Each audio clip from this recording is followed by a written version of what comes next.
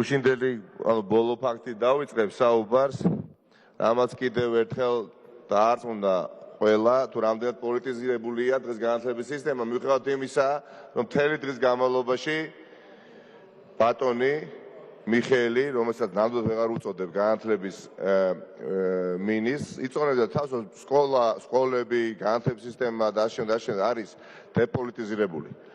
გუშინ ია კერძაიას ტრაგიკული საქმის საპირწონეთ აი ამ ბატონმა კომიტეტის ხდომაზე მოქმედი სკოლის დირექტორები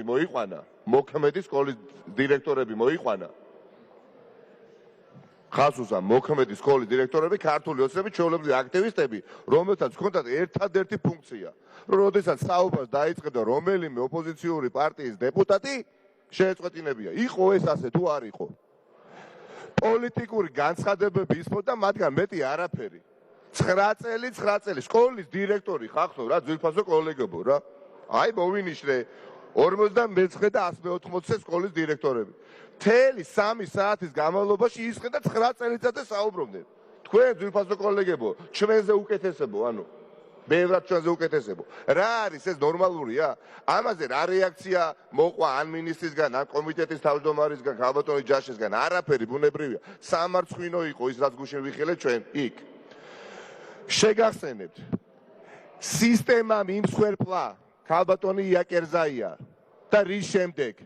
მას შემდეგ, რაც პირველ ტურში ქართულმა ოცნებამ წააგეთ ზუგდიდი დაახლოებით 15,000 ხმით პირველ ტურში ჯამურად, ხო? აი ამის შემდეგ ქრონოლოგიურად გუშინ ვისაუბროთ, დღესაც ვიტყვი. მიევლინა ბატონი გახარია მეორე ტურში და დაიწყო აი მაშინ რეპრესიები. ბეთევზეებით დაწყებული, მონადირეებით გაგრძელებული და აღმოჩნდა ვინღაცა მე-6 საჯარო სკოლის დირექტორი ქალბატონი კერძაია, რომელიც არ ემორჩილებოდა და თქვა, რომ მე არ ჩავერთვებიო ამ აგიტაციაშიო. თავად სიცოცხლეში საუბრობდა ქალბატონი ია კერძაია ამის თაობაზე.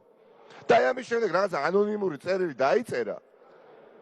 რამდენიმე საათში ამ ბატონმა, რომელსაც რატომღაც მინისტრს ეძახით არა და ჩემთვის მაპატიეთ, ჩვეულებრივი დამნაშავე ხართ, სპეცჯგუფი მიავლინა და სიკვდილამდე მიიყვანეთ ქალბატონი. და აი ამ ყველაფრის განხილვას, ოდესაც ვაწყობთ კომიტეტის ხდომაზე, მოყავთ ქართული ოცნების აქტივისტები, რომლებიც სკოლის დირექტორებად ხართ დანიშნული და თქვენ ჩვენზე უკეთესებო ბევრად.